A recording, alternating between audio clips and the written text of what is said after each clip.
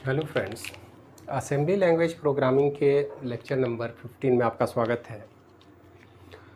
आज के लेक्चर में अब हम लोग मूव कर रहे हैं 8085 का डिस्कशन हमने किया सारे इंस्ट्रक्शन सेट के विषय में, type of instruction set, addressing mode पर डिटेल डिस्कशन करने के बाद अब हम लोग उस माइक्रो प्रोसेसर पर डिस्कशन करने जा रहे हैं जिससे दुनिया का पहला कंप्यूटर सिस्टम बनाया गया। 8086 या 88 प्रोसेसर पर बेस्ड पहला पर्सनल कंप्यूटर पूरी दुनिया में लॉन्च किया गया है। 8085 प्रोग्रामिंग सीखने के लिए, समझने के लिए तो अच्छी थी, लेकिन उससे कंप्यूटर हम नहीं बना पाए थे। कुछ कमियां थी उसमें, स्ट्रिंग के प्रोसेसिंग का कोई कॉन्सेप्ट ही नहीं था, और भी कुछ उसमें कमी हम समझ में आई, तो उसमें थोड़ा डेवलपमेंट किया, एडवांसमेंट किया। लेकिन 8086 या 88 में जो डेवलपमेंट किया उसका बेस 8085 ही रहा। और उसको समझने के लिए सबसे पहला जो रजिस्टर हमने सेलेक्ट किया है, और डिटेल रजिस्टर जो प्रोग्रामिंग में इस्तेमाल करेंगे उस पर डिस्कशन अगले लेक्चर में हम करेंगे। लेकिन सबसे ज़रूरी है ये समझना कि आखिर 8086 या 8085 का एक्सटेंशन कैसे है। तो हम जानते हैं कि 8085 जो माइक्रो प्रोसेसर है वो इंटरनल 8 बिट्स प्रोसेसर था, मतलब इसके एक्यूमुलेटर सारे रजिस्टर 8 बिट के थे, और यहाँ पर जो भी रजिस्टर इस्तेमाल किए जाएंगे ये सारे 16 बिट्स के रजिस्टर होंगे। अंतर इतना ही है कि 16 बिट सीधे नहीं बनाए गए, 8+8 के फॉर्मेशन में बनाए गए, ताकि 8085 के जितने भी प्रोग्राम या इंस्ट्रक्शन सेट अवेलेबल हैं पहले से, क्योंकि 8085 तो पहले बना था, उसको भी ये माइक्रोसॉफ्ट एज यूजुअल इस्तेमाल कर से उस प्रोग्राम को यहाँ भी हम उसी तरह से इस्तेमाल कर सके, उसके सारे इंस्ट्रक्शन सेट को हम यूज़ कर सके। इस टर्म को बोला जाता है टेक्निकली बैकवर्ड कॉम्पेटेबल। तो बैकवर्ड कॉम्पेटिबिलिटी को मेंटेन किया गया इस प्रोसेसर के डेवलपमेंट में। 8085 में जो सारे फीचर थे उसको रिटेन किया हमने, मेंटेन किया, और उसमें थोड़ा सा और एडवांस किया ताकि हमारे एडवांस प्रोग्राम भी चल सके, और 8085 के जो इंस्ट्रक्शन सेट है वो भी एज यूजुअल काम करें, उसमें बहुत बदलाव की कोई आवश्यकता नहीं है। तो इसमें एक्सटेंशन कैसे किया गया इसी को समझने की हम कोशिश करेंगे। देखिए, हम सबसे पहले डिस्कशन कर रहे हैं फ्लैग रजिस्टर। हम जानते हैं कि 8085 में भी फ्लैग रजिस्टर था। 8085 में जो फ्लैग रजिस्टर, ये डॉटेड लाइन से हमने दिखाया है, ये वो 8 बिट के फ्लैग हैं जो 8085 में थे, जिस पर डिस्कशन हम लोगों ने ऑलरेडी किया हुआ है। इसमें carry flag, parity flag, auxiliary carry flag, zero flag और साइन फ्लैग, और इनके पोजीशन में भी कोई बदलाव नहीं किया गया। जिस पोजीशन में 8085 के अंदर थे उसी पोजीशन में यहाँ भी उनको रखा गया। इनके पोजीशन में कोई बदलाव नहीं किया गया, सिर्फ हमने बदलाव क्या किया, 8 बिट एडिशनल उसके लेंथ को बढ़ाया। 16 बिट रजिस्टर है तो 16 बिट फ्लैग भी होगा, तो फ्लैग हमने 16 बिट बढ़ाया, और इस फ्लैग में 4 अलग अलग फ्लैग हमने और ऐड किया। फ्लैग के लिए 4 बिट और ऐड किया। पहला trap flag, TF, interrupt flag, direction flag और ओवरफ्लो फ्लैग। तो ये 4 फ्लैग हमने एडिशनल जोड़ा यहाँ पे, और उसमें तो कोई बदलाव किया ही ना, उसके पोजीशन में ना उसके नाम में किसी तरह का कोई चेंज नहीं किया गया। यही है बैकवर्ड कॉम्पेटिबिलिटी। ऐसा नहीं है कि इसके पोजीशन को 8085 में यहाँ था तो इसको दूसरे जगह ले गए, बिल्कुल एज इट इज छोड़ दिया हमने। इसका मतलब है कि ये सारे जो, जिनको हम वहाँ स्टेटस फ्लैग बोलते थे या कंडीशनल फ्लैग भी हम बोल सकते हैं, तो कंडीशनल या स्टेटस फ्लैग वो सारे 8085 के फ्लैग कंडीशनल या स्टेटस फ्लैग है। एक कंडीशनल या स्टेटस फ्लैग हमने इसमें ऐड किया जिसको बोल रहे हैं ओवरफ्लो फ्लैग। ओवरफ्लो फ्लैग का पोजीशन क्या है, जब आप यहाँ से काउंट करेंगे 0 1 2 3 4 5 6 7 8 9 10 11, ये 11th पोजीशन पे है। देखिए 12 13 14 15, ये 4 बिट यहाँ भी फ्री है, वहाँ पर हमारे 3 बिट फ्री थे, तो इन तीनों को हम यहाँ ऐड कर सकते थे, लेकिन ऐसा हमने नहीं किया। यही है बैकवर्ड कॉम्पेटिबिलिटी कि जो जैसा है वैसा, उसमें कोई छेड़छाड़ नहीं करेंगे। हमको एडवांस करना है तो एडिशनल हमने जोड़ दिया, क्योंकि 16 बिट की हमको ज़रूरत थी फ्लैग की, और इस 16 बिट में 4 ही फ्लैग की ज़रूरत पड़ी तो 4 हमने खाली रख दिया। तो ये है बैकवर्ड कॉम्पेटिबिलिटी।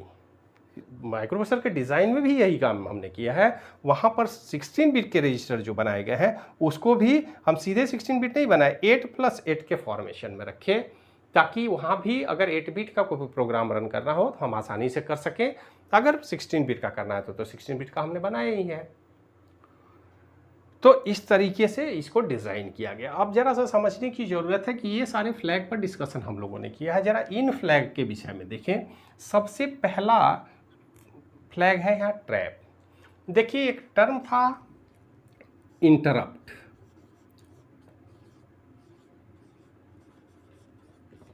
इंटरप्ट को हमने दो पार्ट में डिवाइड किया था। पहला नॉन मास्केबल और दूसरा मास्केबल। कि ये है हमारा इंटरप्ट, और ये नॉन मास्केबल इंटरप्ट का नाम ही हमने यहां रखा है ट्रैप। ठीक है। 8088 माइक्रो प्रोसेसर और 8085 माइक्रो प्रोसेसर में थोड़ा सा अंतर है। देखिए 8085 माइक्रो प्रोसेसर में हमने क्या किया था, वहां पे एक ब्लॉक था इंटरप्ट कंट्रोलर।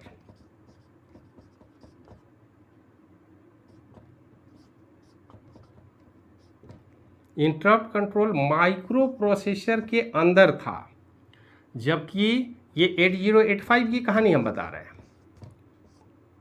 जब 8085 से 8086 या 88 हमने बनाया तो इस इंटरप्ट को यहाँ से हटा करके इसको बिल्कुल बाहर में लगा दिया।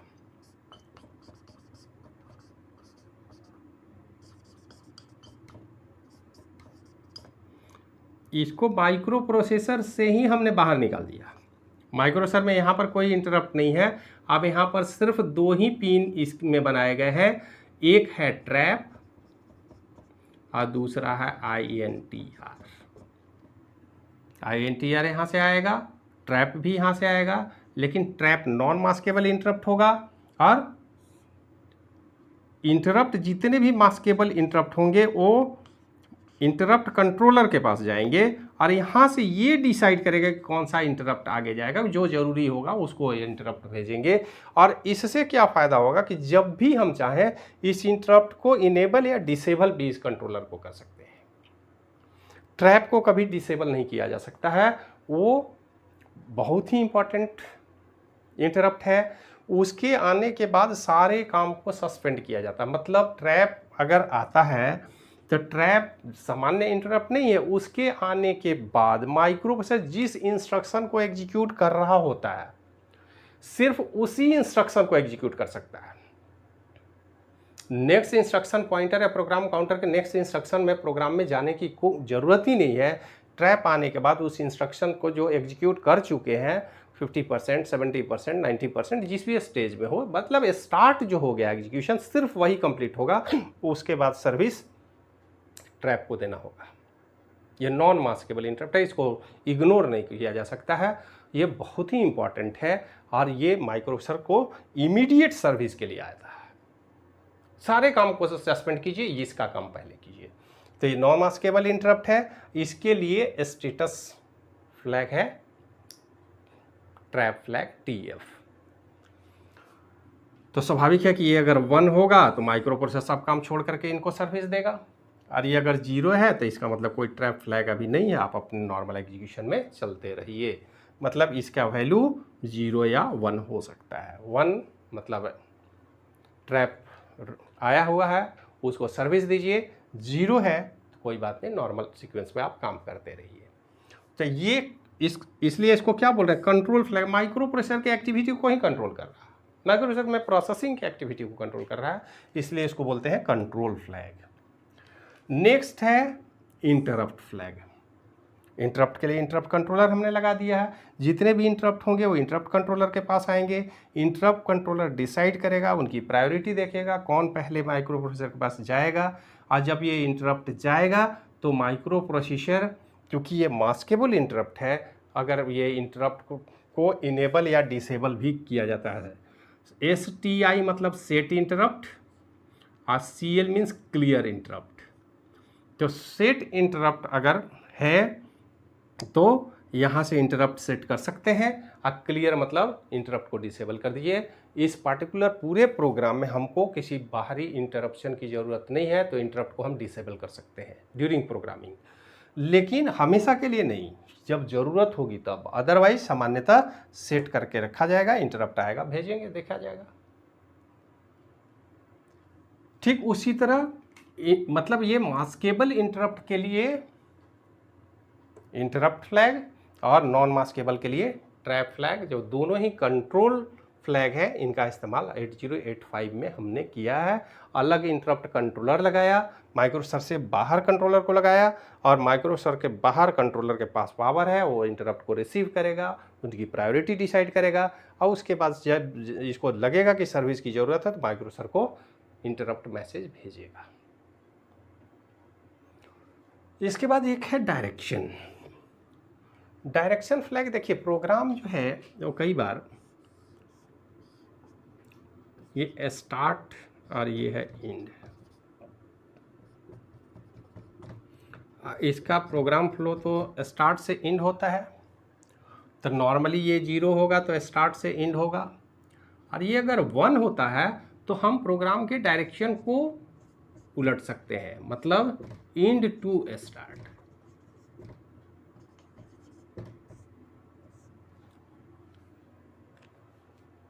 अब देखिए, ये स्टार्ट टू एंड या एंड टू स्टार्ट का जो कॉन्सेप्ट है, ये डायरेक्शन फ्लैग का जनरली इस्तेमाल हम करते हैं कि नॉर्मल प्रोग्राम आपका चल रहा है या फिर स्टैक का इस्तेमाल कर रहे हैं। जब स्टैक का इस्तेमाल करेंगे तो यही डायरेक्शन को बदल देते हैं हम। अब स्टैक का पोजीशन हर बार डेटा निकालने के बाद क्या होगा, बढ़ेगा, और डेटा रखने के बाद घटेगा, तो यहाँ पर डायरेक्शन की बड़ा ज़रूरत है स्टैक हैंडलिंग में। तो स्टैक हैंडलिंग में बड़ा मदद करता है ये डायरेक्शन फ्लैग, और ये तीनों ही कंट्रोल फ्लैग हैं जो माइक्रो प्रोसेसर के कंट्रोल को, सीक्वेंस को कंट्रोल करते हैं। और एक कंडीशनल फ्लैग है ओवरफ्लो। ओवरफ्लो का क्या कॉन्सेप्ट है कि मान लेते हैं हमारे पास 2 डेटा है, हम 16 बिट की बात करते हैं, हम ले लेते हैं, मान लेते हैं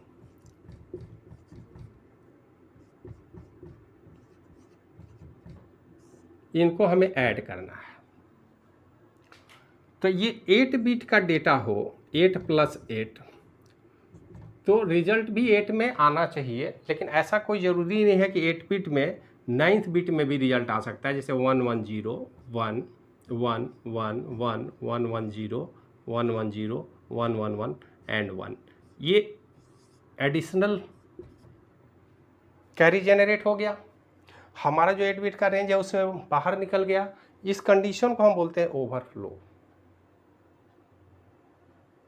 और ख़ास करके जब भी कोई भी माइक्रो प्रोसेसर में जो डेटा की प्रोसेसिंग होती है, अगर उसके एक्यूमुलेटर के रेंज से बड़ा डेटा जनरेट हो जाता है या यूज़र ही बड़ा डेटा दे दे, तो इसका मतलब है कि वो अपने लिमिट के बाहर चला गया।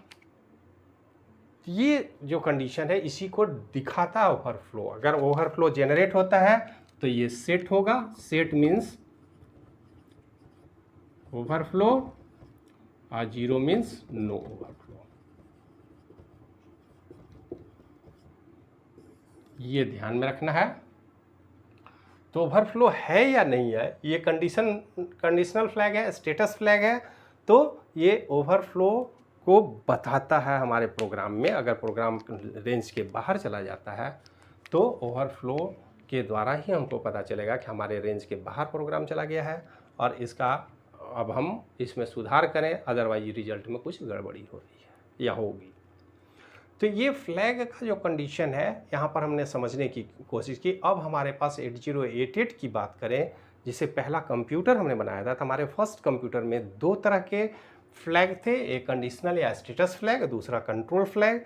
कंट्रोल फ्लैग में डायरेक्शन फ्लैग, इंटरप्ट फ्लैग और ट्रैप फ्लैग की बात आती है, और स्टेटस कंडीशनल या स्टेटस फ्लैग में ओवरफ्लो फ्लैग हमने ऐड किया है। बाकी के 5 वही हैं, sign, zero, auxiliary carry, parity और कैरी फ्लैग। इनका इस्तेमाल अब हम कंडीशनल स्टेटमेंट बनाने में और भी अलग अलग तरह के स्टेटमेंट में बात करेंगे, देखेंगे।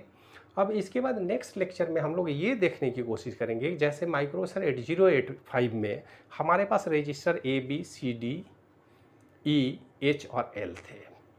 यहाँ पर कौन कौन से रजिस्टर प्रोग्रामिंग के लिए, माइक्रो प्रोसेसर का डिटेल तो हमने आपको वीडियो लेक्चर में बता दिया है, पहले आप देख लेंगे अगर कोई कन्फ्यूजन होगा तो। उसमें बस इंटरफेस यूनिट और एग्जीक्यूशन यूनिट अलग अलग यूनिट है, कैसे डिवाइड किया गया है। लेकिन एज ए प्रोग्रामर जब हम बात करते हैं तो हमारे लिए कौन कौन से रजिस्टर उपलब्ध है और उस रजिस्टर का कैसे इस्तेमाल करेंगे, इस पर डिस्कशन अगले लेक्चर में करेंगे। इसके बाद हम एड्रेसिंग मोड की बात करेंगे। तो एड्रेसिंग मोड में भी देखेंगे कि जो 8085 में एड्रेसिंग मोड था उसमें क्या क्या और बदलाव हमने किया, क्या डेवलपमेंट किया, रजिस्टर में क्या एक्सटेंशन हमने किया, ताकि जब हम यहाँ पर असेंबली लैंग्वेज प्रोग्राम की बात करें तो इन सारे जो टूल्स हमारे पास, चाहे फ्लैग की बात हो, चाहे रजिस्टर की बात हो, मेमोरी लोकेशन के एड्रेसिंग की बात हो, सेगमेंटेशन की बात हो, इसको जब हम समझ लेंगे तभी यहाँ पर असेंबली लैंग्वेज को और ठीक से हम समझ पाएंगे। तो आज के वीडियो में इतना ही, मिलते हैं नेक्स्ट वीडियो में, तब तक के लिए धन्यवाद।